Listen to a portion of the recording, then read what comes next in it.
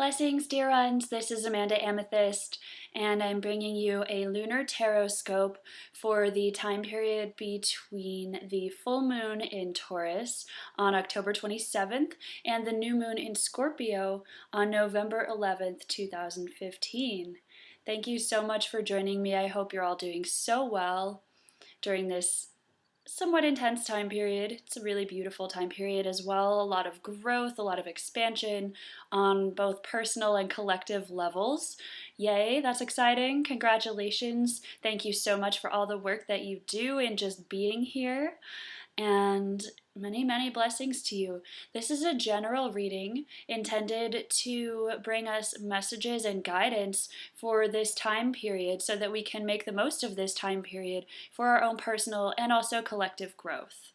If you're interested in a personal reading or energy healing session, you can contact me, amandaamethysthealer@gmail.com. I'd love to work with you. Great. So I've already been tapping into that new moon in Scorpio energy on November 11th, and that's some intense, dark, deep, beautiful energy, extremely powerful energy. And we'll be moving into that from this full moon in Taurus, which will be happening on October 27th.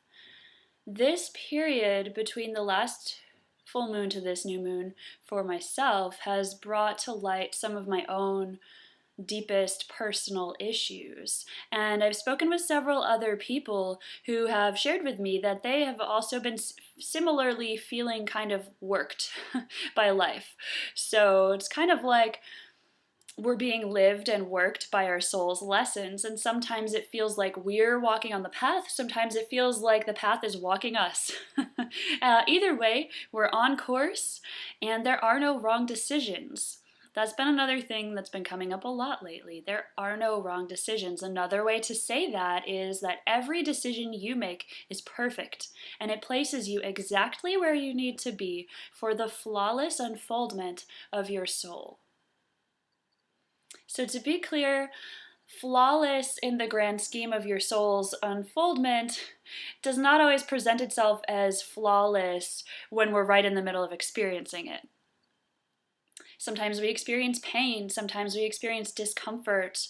I personally have been riding waves back and forth between feeling very uncomfortable and out of alignment and sort of in a really dark place, and then right back into experiencing states of oneness and bliss and divine flow. So that's been quite the spectrum to continue to flow back and forth between, and it's been quite the ride.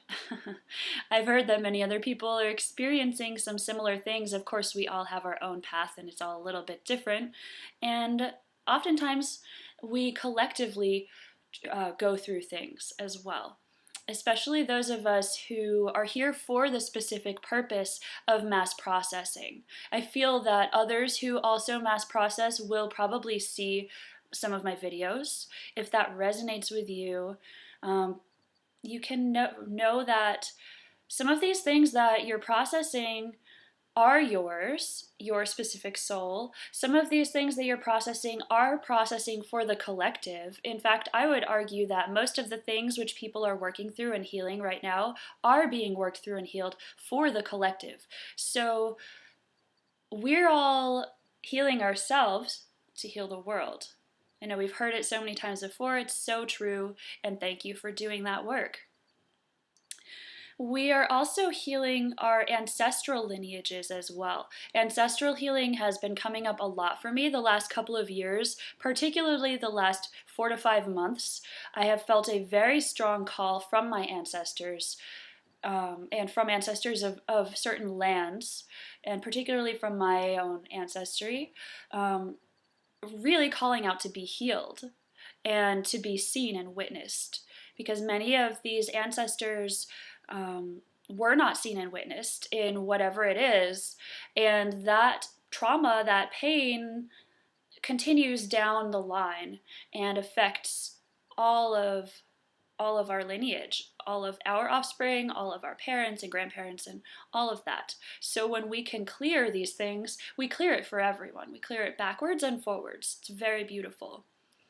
It can also be confusing because sometimes we don't know where these things are coming from. They don't seem to make sense in the context of our lifetime. And that's because not all of these things which we are dealing with are coming from our specific lifetime.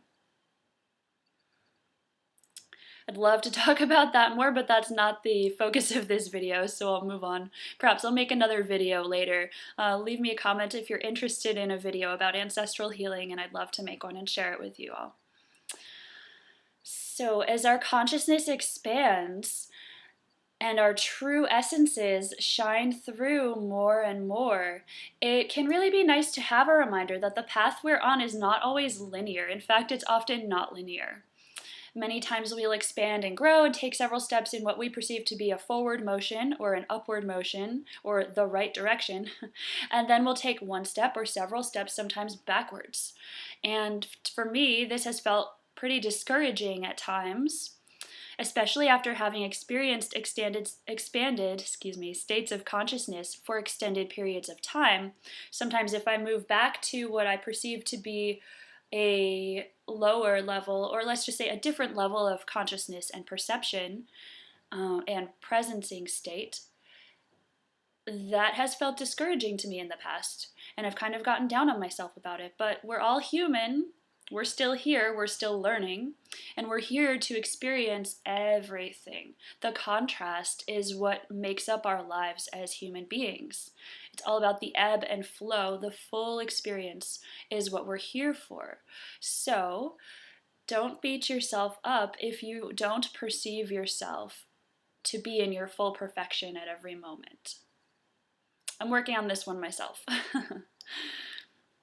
So, another final message that I have really been experiencing and receiving a lot lately in my own personal meditations and also in my interactions in the world are that we are really in the quickening now. Of course, many of us already know this. Energies continue to increase in intensity, synchronicities line up. There are so many opportunities available to all of us right now. So many opportunities that sometimes it can feel overwhelming. Please remember that you always make the right decision, especially when you take time to go into your heart and choose from love. What feels expansive, what feels light, what brings joy to your heart and soul. Choose from this space of being. You can also call upon the energy of the golden eagle, the spirit of the golden eagle. We can pray. In fact, let's do it right now. We pray for Spirit of Golden Eagle. Thank you so much for joining us here. We honor you and your connection to divine sight. Thank you, thank you, thank you for sharing your gifts of keen sight and trust in our own inner knowing, so that we may act swiftly upon those opportunities which support our highest good at this time. And just breathe that in, the energy of the golden eagle.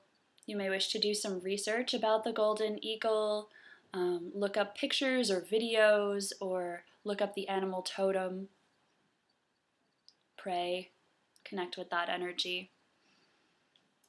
So I'll be using for this reading the 5th Tarot deck, which was created by Martine and Teresina Bawkins. And I may also pull some other oracle cards. I'll let you know if that happens. So one card already came out when I was shuffling the deck earlier and clearing it. So we've already got one card. And that card will be sort of an accent to the rest of the reading. Okay, and then the other 3 cards just came right out. The first card we received is the Moon. It's a Major Arcana card. Card number 18, the Moon. And this imagery shows a full moon with fairies and water spirits flying around it, the ocean, humpback whale, crab, the stars. The moon card is all about our, it's really beautiful. So I'm just tapping into it a little bit more. It's all about that which lies beneath the surface. You can see the ocean here. The ocean is flowing within each of us through our blood. We are connected to the actual ocean on this planet. We are also connected to the moon through our blood, and not just women, all people. There's the dog Leela. She just woke up and freaked out a little bit.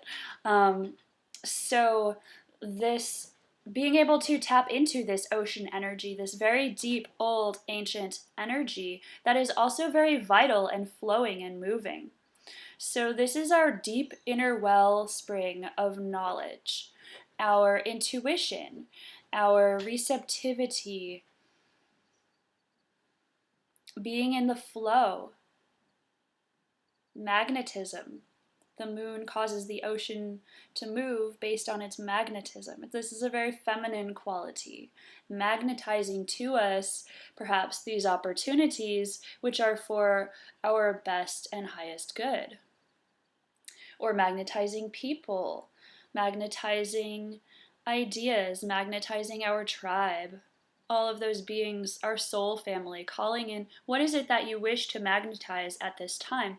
This period between this full moon and the next new moon is a very potent time to draw to you what you wish to see in your life. The humpback whale is an emissary of this deeper knowledge. The humpback whale is one of the largest mammals on the planet. Perhaps the largest. Don't remember which whale it is.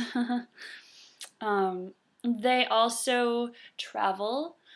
They follow the ley lines of the planet. So they're very in tune with the ocean. They're very in tune with the magnetism of our planet. They are very able to bring these deep inner knowings up to the surface. They also have a lot of stamina and persistence. They travel, some travel from Alaska to Hawaii, some travel from the tip of Africa to, actually I don't know where those ones go, but they go somewhere else. Obviously they don't go to Alaska. But they travel for long distances, thousands of miles, and they keep going, and they often are not eating at this time, so they really reserve a lot of energy, and then they go somewhere completely different. They're also very communicative vocally. We also have crab here. Crab carries its home with it. Crab also knows when to retreat and when to come out. It's very aligned with not only the tides, but also with all of the other creatures that are around. It knows when to be active and when to be still. It knows how to protect itself. Keep itself comfortable is another way of saying that. Take care of its own needs. It's also very sensitive. And then we have these water beings here, which are reminding us of all of the elemental allies we have, all of the other beings which we perhaps are not as perceptive of: fairies, devas, leprechauns, gnomes, sprites. All of these beings wish to work with us for the protection of the earth, and also because they remember that we are all relations. So you can ask to work with these energies as well, with these beings. With the moon card, 3 of Fire, spontaneity. That's interesting. That one came up last time. The Three of Fire. The fire suit is action, creativity, passion, kundalini energy, sexuality, expression, expressing our fire, expressing our passion through our actions, and expressing our divine sparks of inspiration as well. And this card is a 3, which is a feminine number. It is also the Trinity. So balancing our inner masculine, our inner feminine, and our inner child. Working with all of these energies at once, internally and perhaps externally as well, depending on what your situation is. I mean, I think all of us know men, women, and children. This card is also about being so in touch with what our spark is and what drives us and what gives us passion, and being committed to our passion, being committed to expressing this inner spark of divinity, and then but not being too attached to how we express it, or not being too attached to a specific outcome. And then when we're keeping our focus on our passion, and when we know what feels good to us, what doesn't feel good to us, then we will be able to act from a place of spontaneity. So we already know where we're going, generally, the direction at least, hopefully, and we know what feels good to us and what doesn't feel good to us. And we can take action upon whatever comes up and is presented to us based on our alignment and based on how it feels and based on giving ourselves enough flexibility. So do you have to shift something around in your life so you have the flexibility to do this? Or are you hopping around from thing to thing to thing, and maybe it's time to get a little bit more grounded? Those are all messages from this card, and this really aligns with what we were talking about earlier with all of the amazing opportunities that are available to us right now. This card is saying be open to all of the possibilities that are available to you right now, and use your own inner guidance of knowing yourself to make those decisions. Yeah, and being in touch with our deep inner worlds in order to take action. So receiving guidance and going within to fully connect with ourselves, and then putting this into action, spontaneous action. And it doesn't have to be willy-nilly, it's just how it unfolds. It could all be planned out, and then you just allow it to unfold, and perhaps something is a little bit different, and that's okay because that's how it's happening, and it's all perfect. Another major arcana card, the Chariot, number 7. The Chariot, this being is making his own way. So we're all making our own way based on our thoughts, based on our actions, based on our heart projections. You can see there are these wings right here with a violet circle in the middle, and that looks like a star cross. There are also dolphins and horses. Dolphins are extremely playful, intelligent creatures. Horses are extremely powerful, determined creatures. Both of these creatures live in groups. So teamwork, knowing where you fit in with your community, perhaps creating a community, and having this community as support while you make your own way. He also has an Ankh. This is using that spark, that sexuality, using that divine spark. Ankhing, maybe you would like to look that up if you're interested in sacred sexuality and maintaining all of your own orgasmic energy to propel you to be able to use that creative life force and not just allow it to shoot out of your body, but to keep it circulating through that Ankh. And there are many websites where you can learn about this, or you can find a teacher to work with to really take all of your actions to that next level and aligning your vision, aligning your heart, and aligning your actions to all propel you forward and onward on your path of unfoldment. That's what this card is all about. So it's again, there's also, I just got a little bit of something else as well. So there's water here as well. This being is on the ocean. There's also a little skeleton reaching up out of the water. So this being is rising above that which is dead. Perhaps this is a part of him that is now, it's dead. It's not active in his life anymore. And he's choosing, instead of choosing to look back at these, quote, skeletons in his closet, he's choosing to look up. He's choosing to look ahead and to maintain his focus on his mission. And this keeps him moving on his path. He's rising up out of that. It's very beautiful. The card that came out before we even started the reading is the Five of Stones Attunement. This is very resonant with me. And so in this card we see a being with angel wings being attuned with celestite, which of course is a crystal that connects with angels. It also connects with ascended masters. So here we see 5 stones. You can meditate with this image by placing yourself in where the being is. So you can see celestite, or if you have celestite, you can actually make a grid on your body. Putting celestite on your third eye, soul star chakra, heart chakra, and then above each of your wings. We can all fly, we all have wings. Whoa! And we are being attuned to much higher vibrational frequencies right now.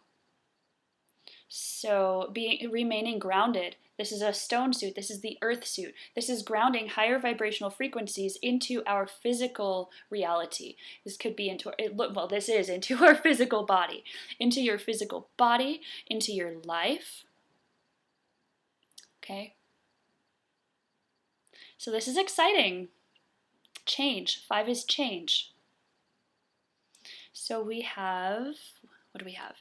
We have 18, it's 9, plus 3 is 12. Well, so we have 18, we have 7, sorry, I'm obviously not very good at math.